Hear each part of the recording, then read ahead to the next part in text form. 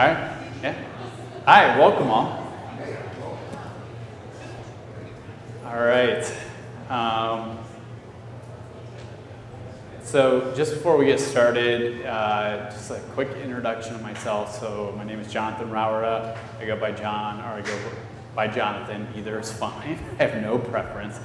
I have a Bachelor's of Science in Psychology, which I got from Calvin University. Now I always want to say Calvin College still, but it's university. And then I have a Master's of Science, and this is really long, in Education of Applied Behavior Analysis from NIU. So just a long title. I don't know why they gave us such a long title, but they did.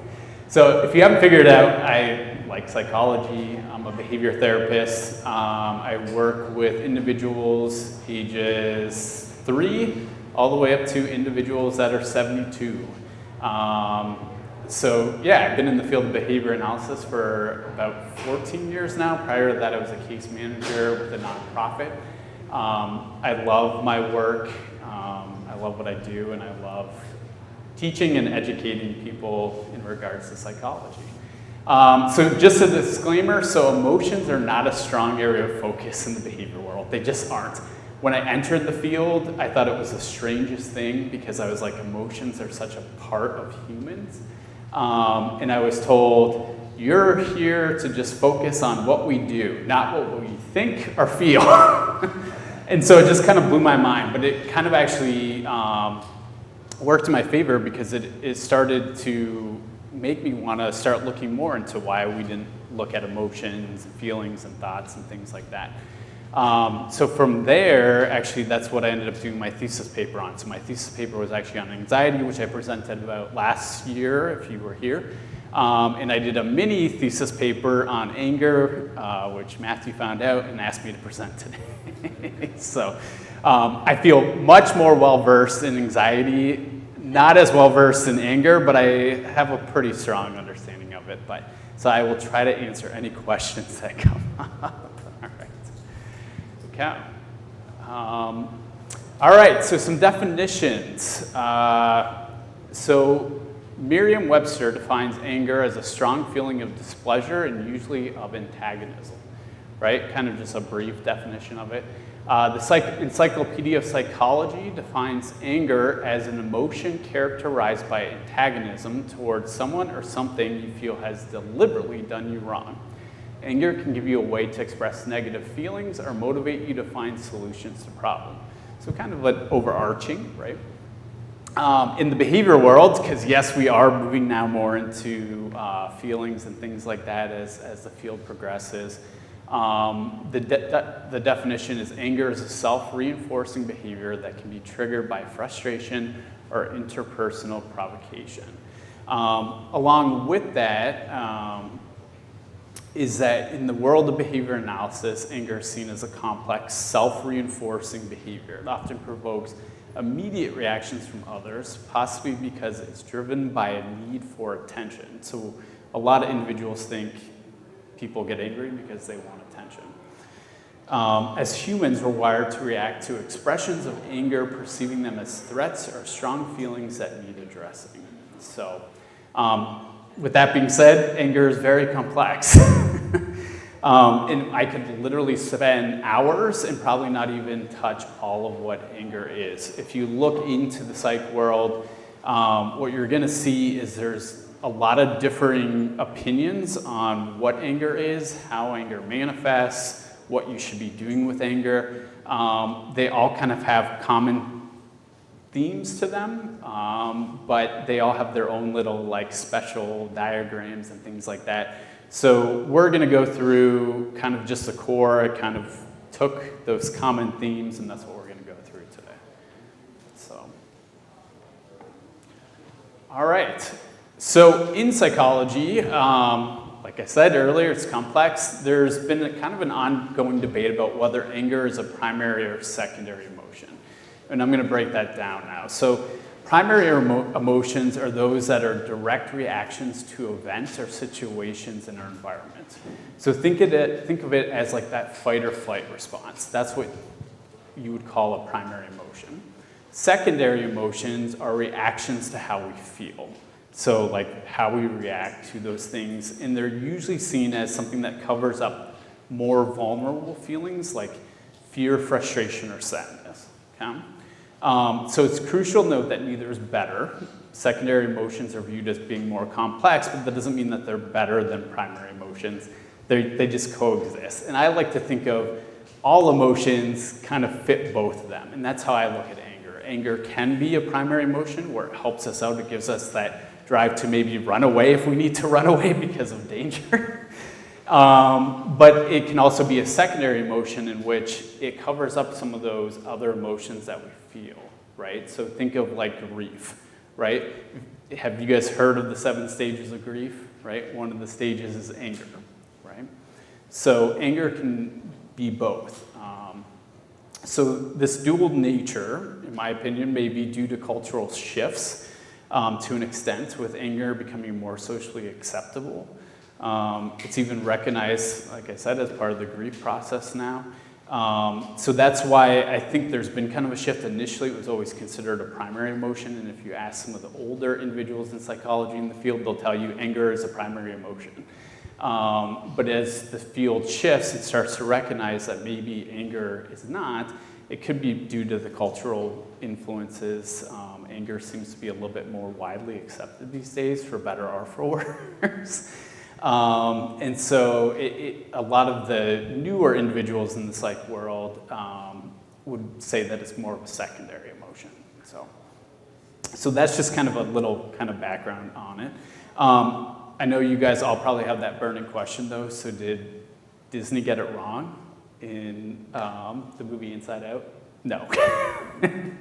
The only thing they maybe got wrong was that they didn't portray anger very well in overall. I mean, I think they did a decent job, but anger didn't get a lot of screen time. So if that's your burning question, the answer is no. They portrayed it fairly well. Incorrect. So as I noted earlier, there's much thought and ideology about anger. I could probably present, like I said, for like 3 hours on this.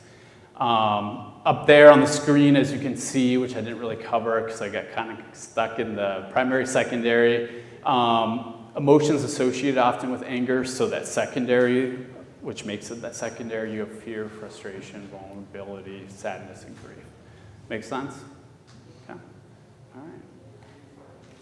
So we will move on for the sake of time. So in psychology, anger is often categorized into 4 distinct types of anger.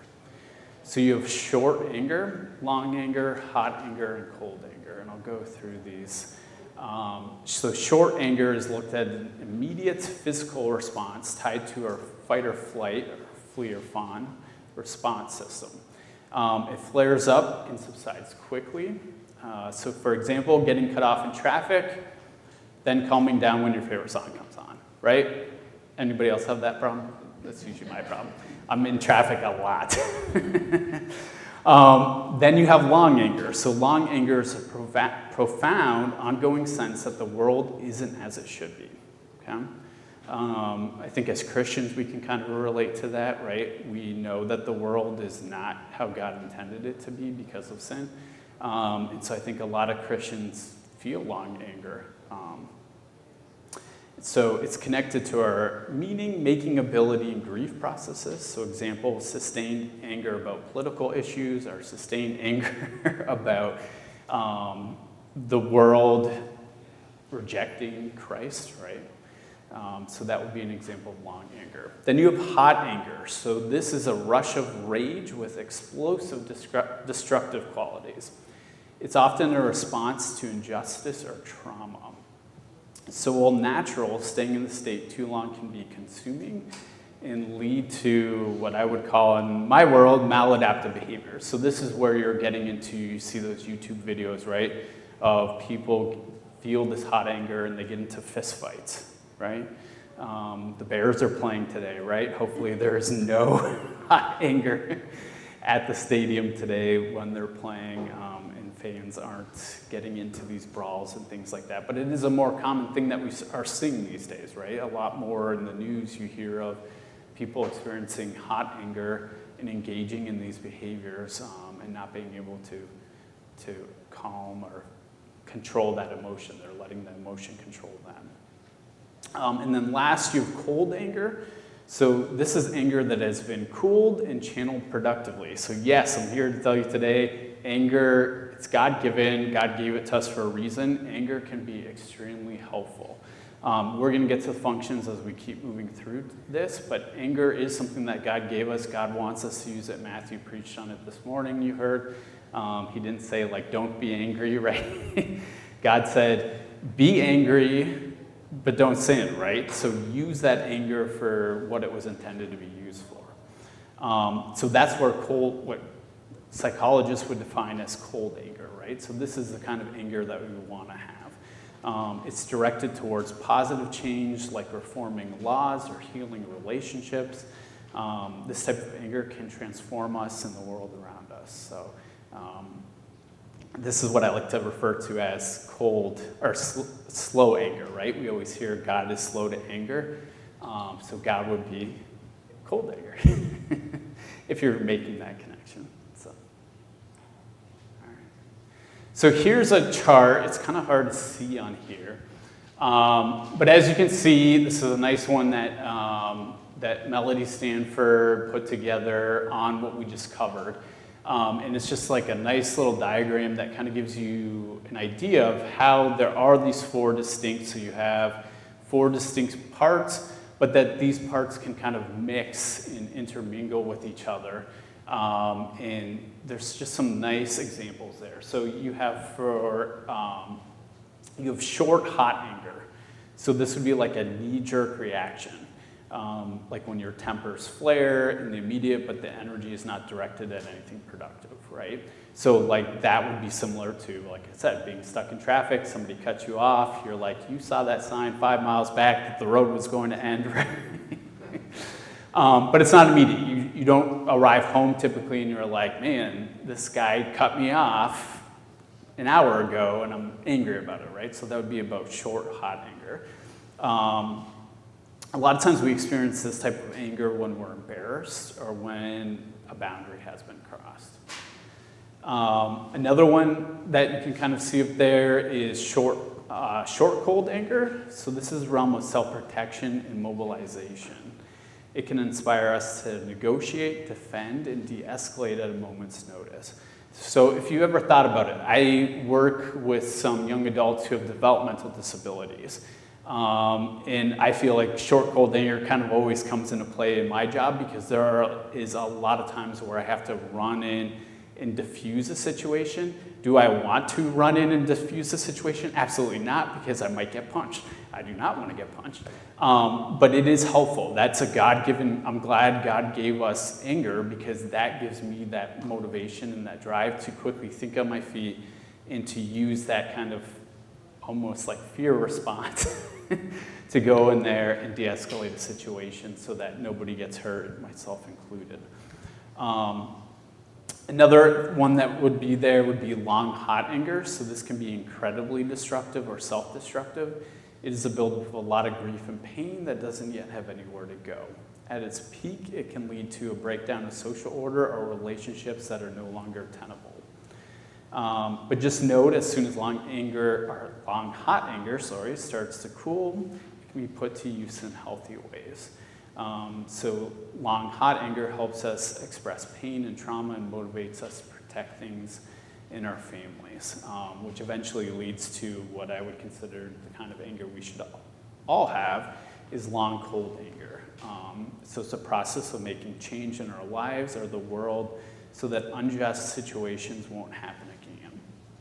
Long, cold anger is a great way to reconcile a painful past by ensuring the future will be filled with more justice and less pain.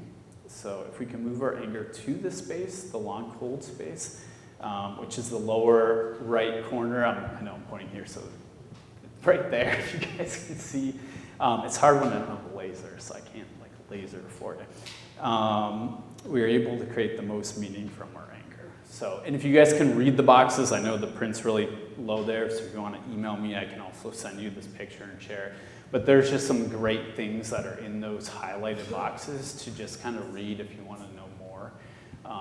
It's just a nice diagram that kind of breaks it down and helps us understand anger. So beyond these 4, what I would call core types, we also have subtypes of anger. And some people might call these core. Once again, this is where you get into the fields, just so like focused. People like to cherry pick things, right, and pull it out. But I refer to these as like subtypes of anger. So you have passive anger, you have aggressive anger, you have assertive anger, you have chronic anger, judgmental anger, retaliatory anger, overwhelmed anger, and self-abusive anger. So there's 8 there. Once again, some disciplines have 10, where they just break down a couple of those. For the sake of time, I can go through these with you guys, or do you want me to, are these pretty self-explanatory to you? What would you guys like? I'm open to feedback, because I can definitely go through these. What's the difference between aggressive and assertive? So that's a great question. So aggressive anger is when a person behaves negatively due to their feelings. So aggressive behavior would be, I feel anger, you say it, you just ask me a question, I feel anger, and I go up to you and I punch you in the face. Okay? That's aggressive anger. Assertive anger is calmly explaining and diffusing situations. So it's a healthy way. So they're like polar opposites of each other, right? Unhealthy way is aggressive anger. Healthy way is assertive anger, right? So I'm using my anger to kind of assert, like, this is why I'm angry. I'm expressing why I'm angry versus like going up to you and punching you and being like, good luck to you, right? So an example of like an assertive anger, I can give you a nice example of assertive. So in a team meeting, someone interrupts you repeatedly. You calmly address the behavior by stating, I feel disrespected when I'm interrupted. Can we allow everyone to finish their thoughts, right? That would be assertive. And then I already gave you an example of that. Aggressive. I have another one here if you want one, but yeah. Any other questions? I can go through all of them if you think it'd be helpful. Yeah, you would like me to? I'm seeing head nods. Okay. So we have passive anger. So passive anger is when you avoid feelings, maybe being quiet or sullen. So example, you're upset with your partner for forgetting your birthday, but instead of expressing your feelings, you withdraw, giving them the silent treatment or acting sullen around them. Okay, so that would be passive aggressive or passive anger. I think that's probably one that we as Christians engage in the most. When I was like going through this, I remember I was reading through some of my grad school notes, and I'm like, this is John's problem area. I'm definitely a passive angry person. It's much easier for me to just withdraw and just not talk. And I think that's what we, especially in the CRC, kind of struggle with from time to time. Next, I already explained aggressive and assertive, so we'll skip on past those. Chronic anger. So this is when you're holding on to resentment, so often destructive long-term. This goes back to Matthew's sermon, actually, and I wrote in my sermon notes that what he was referring to was chronic anger, right? When he mentioned people sometimes hold on to these things from 50 years ago, right? I have a client who loves McDonald's, thinks McDonald's is the greatest, but don't ask him about prices when he was a teenager, because he gets so mad about how much McDonald's costs now versus when he was a teenager. And my line is always, let it go. And sometimes I even sing, let it go, right, from Frozen, because it will just build up then, and then he's yelling at everybody. So that would be chronic anger. Judgmental anger. So this is making unfavorable judgments about other. In today's world, it kind of might be considered implicit bias, right? I don't know if you guys had heard this term before. I just went through a training, so it made me think about this when I was going through my notes yesterday on implicit bias. But it's when you notice, when you're kind of like putting something, like maybe you notice a colleague made a mistake in the report and immediately think judgmental thoughts about the professionalism, right? Or maybe I kind of stuttered this morning when Matthew asked me to make an announcement because I didn't think I was making an announcement. So I had a good 5 minutes to quickly come up with something. So I thought I did horrible, right? So I'm hoping that this is why we don't have a small crowd, is because everyone's like, wow, he was awful. And so now we're making some judgmental. Okay. I appreciate that. Next, you have retaliatory anger. So this would be like revenge, right? Like they wronged me, so I'm going to go after them. Okay, that one's pretty self-explanatory. Overwhelmed anger. So this is uncontrolled reactions when feeling helpless, right? So after a stressful week with an overwhelming workload, you snap at a cashier for a minor mistake. Right? Have you guys ever experienced or seen that, right? It happens a little bit more frequently, I feel, these days. COVID, I think, added a lot to that. People are just feeling overwhelmed, trying to catch up and things like that. And then 8, you have self-abusive anger. So this is a shame-based anger leading to harmful behaviors. So, for example, after failing a test, you engage in negative self-talk, telling yourself you're worthless and consequently isolating yourself from friends or turning to unhealthy habits like binge eating. So in the behavioral world, we have to sit for this huge board exam. I see a lot of people who do sit for this board exams, they turn into the self-abusive anger. If they don't pass it, for good reason. They spent months and months and months studying for this exam. It is disheartening when you don't pass. But the good news is you can use that anger for good. Anger functions, right? God created anger as a means for us to use, right? Not to turn to some of these kind of aggressive and other behaviors. So, make sense? Yes? You could have like more than one of these at once, right? Correct. You have retaliatory anger and it comes out as aggressive. Correct. Okay. Yeah, and so that's where next, in 2 weeks, we're going to be talking a little bit more about how do we manage our anger.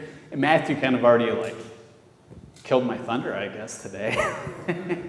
In that he shared some things, right? Now, he didn't go into great detail about it, and it's okay, we had pre-spoken about it, and my focus is going to be a little bit different, but you're absolutely correct. So some of this might come out as aggressive when really you're having some self-abusive, right? So it's all about how do you respond with your anger, right? So we don't want to respond in those sinful ways, right? Or what we might consider sinful. God would consider, right, attacking somebody is sinful, right? He says, do not murder, right?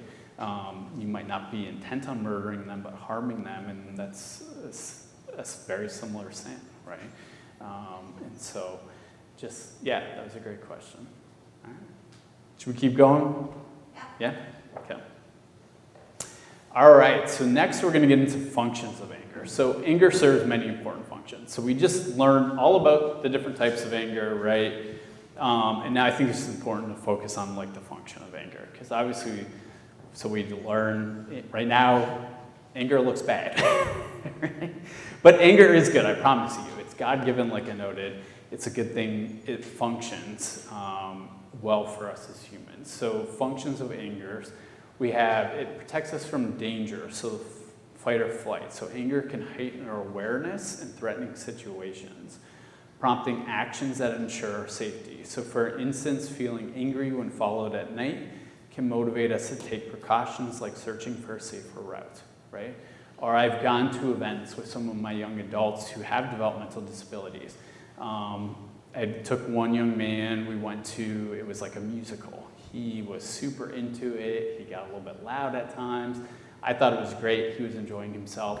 Guy behind me, after the show, came up to me, sought us out in the lobby, and said he needs to be on more medication. At the time, I thought he was kind of joking, and then all of a sudden, my anger hit, right? And I was like, wait, but it was a good kind of way, because I was worried, his fists were clenched, I was worried he was gonna punch my client. But it was also a good way for me to use my anger to respond to him in a calm but effective manner of he was enjoying the show, it was a great experience, I'm glad to hear that you had fun. Right? He seemed to be making it fun for some of the other individuals that were sitting around us, that kind of thing. If I didn't have anger, my natural reaction probably would have been, I'm just gonna run out of here, right? And leave my poor client here, right? Which would not have been good, and I wouldn't have a job anymore, probably. Anger draws our attention to obstacles. So anger often, and if you don't notice, what I did was I kind of put in brackets from the previous slide with the diagram, just to kind of show you where that would fall into the diagram. Sorry I didn't highlight that because I didn't put it in my notes. So drawing attention to obstacles. So anger often highlights issues we need to address. So if you're overwhelmed by work, your anger might lead you to discuss your workload with your manager, ensuring your concerns are acknowledged, right? So that would be an example of it draws our attention to obstacles.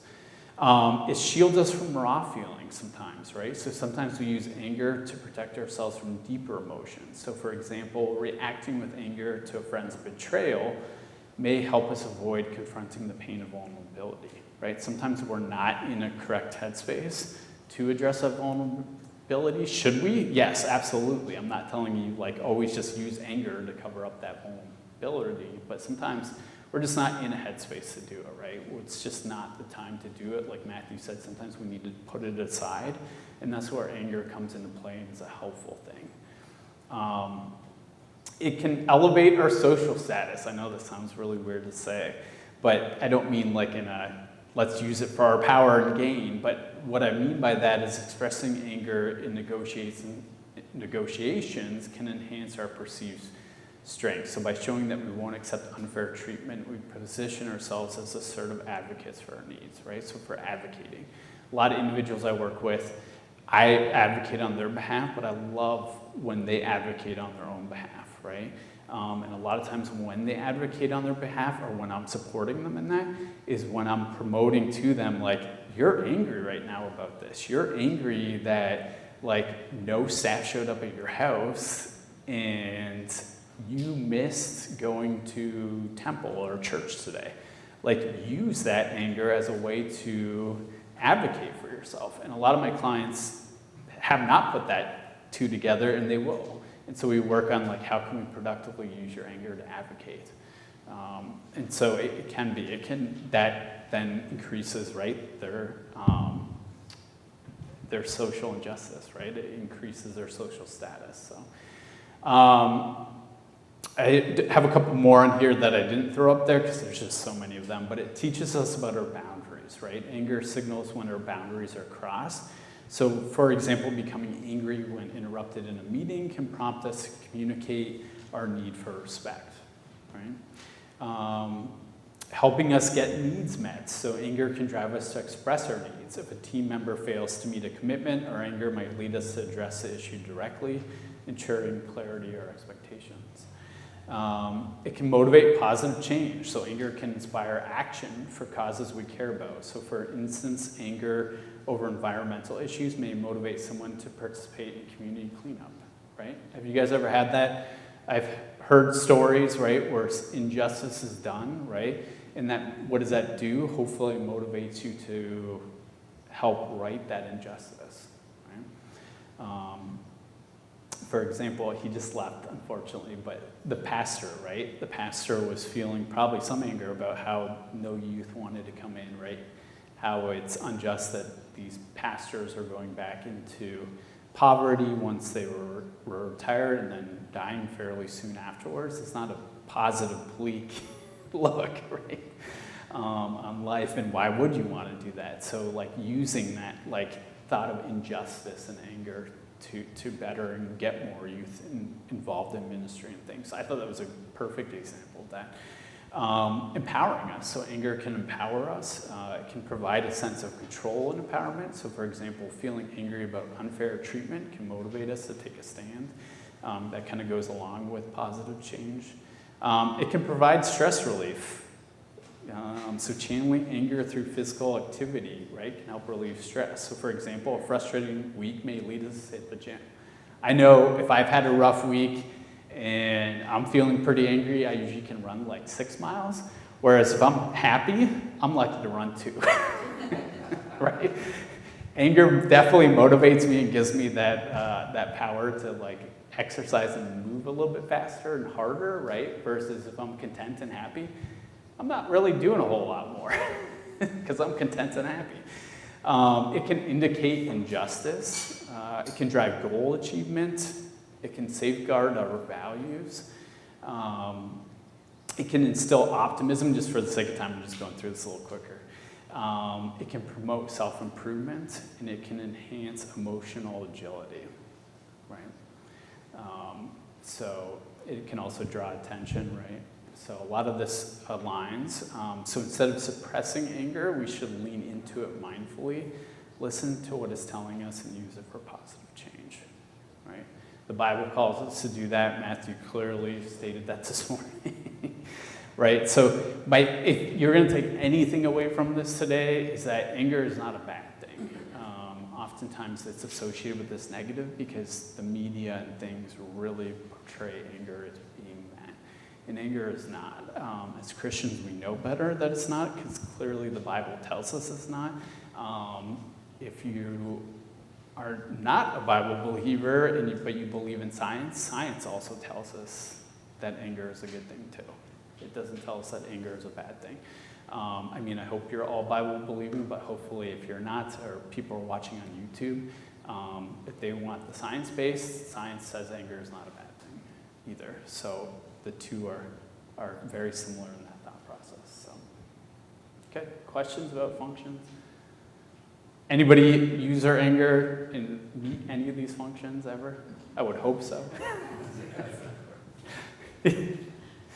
Good. All right. So anger today. So as I noted, anger does seem to be just more prevalent today. If you turn on the news, right, you see a lot of angry people. That seems to just be thrown at us constantly, right? According to the Gallup Global Emissions Report, global anger has been rising since 2016. Currently, 23% of respondents report feeling angry on any given day, and that's up from 20% a decade ago. So yes, that's only 3%, but that's a lot. 3% in a decade, 10 years, is quite a bit for people to be angry. In 2019, NPR did one of their ones called the IBM Watson Health Poll, and they found that 29% of people were often angry when checking the news, with another 42% sometimes angry. And that was up by 10%. 10%. So clearly the world is struggling a little bit with anger today and not using anger in the way that God intended it to be used. Some factors that might be contributing to this increase, obviously some stress and pressure of modern life, right?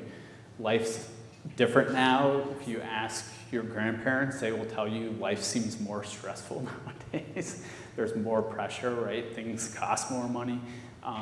That can lead to feelings of anger. The impact of technology and social media, right? We're surrounded by anger. Dirk might not like that I'm going to call him out right here, but we were just talking before this presentation about how you watch a couple videos now about a fight that broke loose in, I don't know, a stadium, let's say, for a sporting event. And now your news feed is filled with sporting event fights, right? They latch on to that, and that's what they start feeding you. I had a kind of related, unrelated, but I had a mother come up to me a couple weeks ago and say that she was really concerned because her son uses Facebook, not very much. They monitor it pretty well. Mom had opened up his Facebook and it was all young ladies in bikinis. Well, I had to explain how algorithms work with Mom, so it turns out he had looked at a picture at one point on Facebook, and now his whole feed was filled with it. So that can definitely play an impact, though, getting back to anger, on our anger, right? The more that we start looking into it, I'm sure if I open up my Facebook, there's probably a lot of angry stuff on there right now. Political and social divisions, right? That's been huge. I don't remember when there's been this much political, I don't want to say unrest, but it is almost unrest, right? In North America, whether I'm Canadian, it's on the Canadian side. I know people always think Canada's better. It's not. It's politically, it's very similar political climate there as it is here right now. There's a lot of people who take these very hard lines, and if that hard line is broken by somebody who isn't taking that hard line, it can result in these very angry people who then result in these explosive type acts. And then there's increased awareness of mental health issues. And what I mean by that, that's not a negative thing. But if you look back 20 years ago, there was less people diagnosed with things than there is today. There's more awareness of mental health things and stuff like that. So that could also attribute to some of these numbers being increased, is people are starting to recognize that anger isn't something that people used to claim, right? Like, well, his dad was really angry, so that's why he's really angry. He inherited it. Well, guess what? We all have anger, right? We all have genetics that give us anger, because God gave us anger, right? God was the one who gave us anger. And so people are starting to realize that there's more of a mental health thing, and so that could also explain these increases. But I threw that up there because I want to be realistic with you, to not think like, well, these 3 bad things that are happening in today's world is what's causing an increase. There is also more of an awareness, right? So people are going to be maybe more likely to increase. But with that said, it's not all doom and gloom. The same Gallup report that I first mentioned shows that overall positivity is on the rise from 67% to 71% over the past decade. So that's 4%. So we might be angry 3% higher, but we're 4% more positive.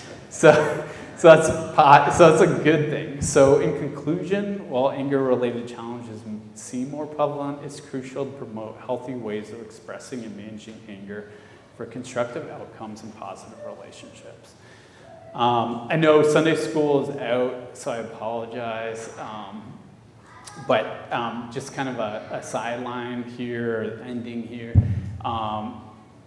Our main topic of discussion will be September 28th, where we'll cover how to interact with ourselves and others when angry. So obviously feeling more angry.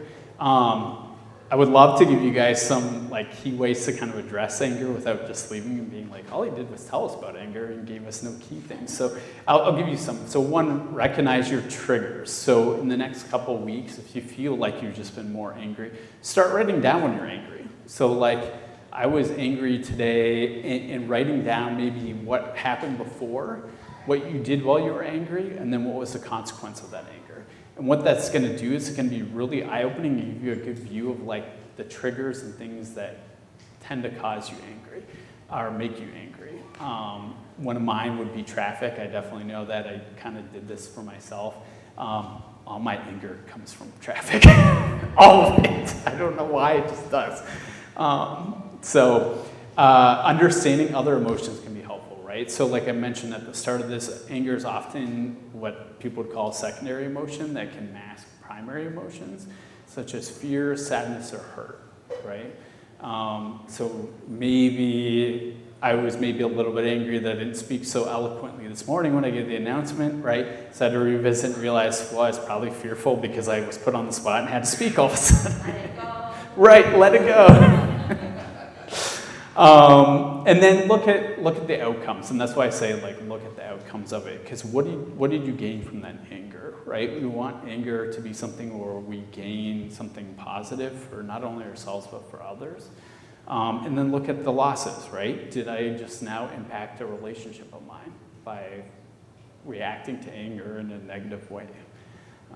So just something to remember.